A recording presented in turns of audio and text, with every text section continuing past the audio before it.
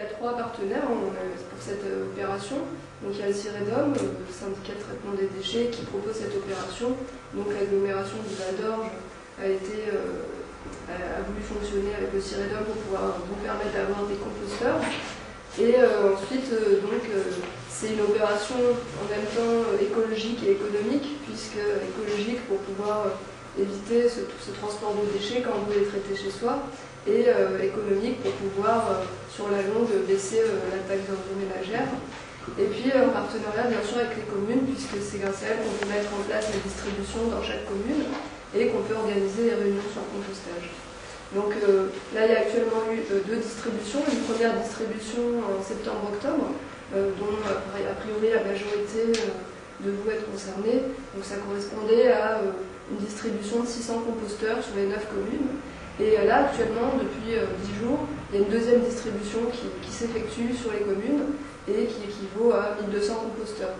Donc on peut dire que le bouche à oreille a bien fonctionné et que de plus en plus de personnes ont envie de bénéficier de l'opération. Donc toujours à passer le message. Bien sûr, on continue on va faire une 3e distribution d'ici la fin de l'année. Et pour les gens qui sont intéressés, ils peuvent toujours demander des composteurs auprès de l'AID. L'objectif aussi, c'est d'améliorer la qualité de sol des jardins. Au fur et à mesure, forcément, qu'on fait le jardinage, on se rend compte que nos jardins s'appauvrissent et que par le fait, on collecte tous les déchets verts, on trouve sa pelouse, on coupe sa haie, on met au pas de la porte les déchets verts ou en déchetterie, et puis finalement, on enlève la matière organique de notre jardin. Donc, ils n'ont jamais, mis à part si on rajoute des engrais ou du terreau qu'on est obligé d'acheter, on est tout le temps obligé de remettre de la matière organique pour pouvoir améliorer sa qualité de sol. Nous, ça va nous permettre justement de fabriquer une matière organique gratuite et issue justement de votre jardin. Donc il s'agit d'un procédé de dégradation biologique. Donc biologique, ça veut dire qu'il va y avoir de la vie dans votre composteur, il va y avoir entre guillemets des petites bêtes, tout simplement. Il va y avoir des larves, il va y avoir des bactéries qu'on ne voit pas, il va y avoir des champignons, il va y avoir des insectes. Donc tout ça, c'est une vie biologique que vous allez recréer naturellement quand vous allez commencer à faire votre compostage ou que vous avez déjà commencé à faire. Donc ne vous affolez pas si vous voyez des choses dans votre composteur, c'est normal, ça bouge. On ne met que des matières organiques activées par l'air. Donc ça, c'est un mot très important. Tout simplement, le compostage fonctionne sous le phénomène de la respiration. On n'est pas dans un phénomène sans air, où on tasse bien son composteur et puis il n'y a aucun air à l'intérieur. Il y a vraiment besoin d'une aération naturelle, mais aussi donnée un petit peu dans le composteur de façon à ce que ça se dégrade le mieux possible. Donc si c'est activé par l'air et que c'est sur le phénomène de la respiration, non seulement votre vie biologique aura besoin d'oxygène, mais elle aura besoin d'eau, puisque lorsqu'on respire, tout simplement, on a besoin d'eau. Donc là c'est pareil, il va y avoir besoin d'une certaine humidité. On verra comment aussi on arrive à trouver cette humidité. Et d'une diversité de déchets, tout simplement, parce que nous, si on ne mangeait qu'un seul aliment, peu importe, forcément au départ on serait content de manger cet aliment, à un moment donné on va avoir des carences. On a besoin d'une diversité d'alimentation, et la vie biologique c'est pareil. Parce que vous avez aussi plusieurs vies biologiques qui ne mangent pas la même chose, et qu'il y a toute une chaîne alimentaire qui se fait, et qui fait qu'on a un compost.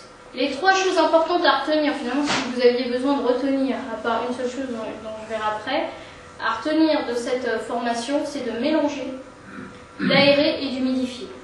C'est les 3 choses importantes pour faire un bon compostage. Donc mélanger, on n'a pas forcément besoin de mélanger tout le temps. Finalement, quand vous allez mettre tous vos déchets, vous allez mettre des déchets verts ou des déchets de cuisine, le tout c'est de remuer dès que vous les mettez, c'est-à-dire de ne pas juste les poser. Vous remuez un petit peu avec ce qu'il y avait en dessous, déjà vous avez mélangé. Vous avez commencé à structurer vos déchets. Plus vous allez diversifier, plus ça va être structuré naturellement. Donc on a le compostage en composteur, on a un compost au bout de 8 mois si on le fait bien au niveau d'un composteur.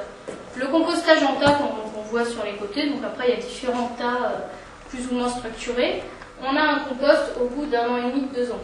Finalement c'est un tas de forêt, il faut le comparer à la forêt. La forêt c'est à peu près 2 ans pour qu'il ait un humus, là c'est à peu près la même chose. Ce qu'on conseille c'est un endroit plus ou moins ensoleillé, c'est-à-dire de ne pas forcément le mettre en plein soleil. Il vaut mieux éviter de le mettre en plein soleil. Si vraiment vous n'avez pas de plus ou moins ensoleillé ni ombragé, il vaut mieux que ce soit à l'ombre qu'en plein soleil. Puisque pour le plastique, par exemple, ça chauffe très vite. Dans un composteur qui fonctionne bien, on est à 60 degrés Celsius de processus. Donc déjà 60 degrés c'est pas mal, mais c'est le processus qu'il faut Pour que le compostage fonctionne, un composteur se met toujours sur de la terre ou sur de la pelouse. Elle ne se met jamais sur du béton, sur du bois, sur des planches de bois, une terrasse, etc. Toujours à même le sol. La vie biologique vient du sol, elle pénètre et elle monte parce qu'elle voit des déchets, elle n'est pas folle, elle va commencer à ensemencer votre composteur. Si vous partez en vacances, vous avez des couvercles sur vos composteurs. L'intérêt, c'est justement de les fermer parce que vous savez pas quel temps il va faire.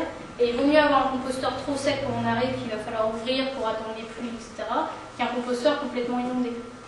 Donc, pour savoir ce qu'est une bonne humidité, vous creusez au cœur un petit peu du composteur, donc pas en surface, mais vraiment au cœur. Vous prenez une poignée de cet amalgame que vous avez fait, vous pressez. Si vous voyez qu'il y a du jus qui coule de votre main, c'est qu'il y a trop d'eau. Si vous ouvrez et que vous voyez que ce que vous avez fait, l'espèce de boudin, ne se garde pas, tout s'effrite, c'est que c'est trop sec.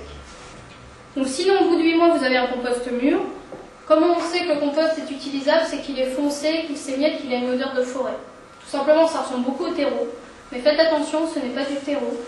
Le terreau, c'est du compost et de la terre de jardin.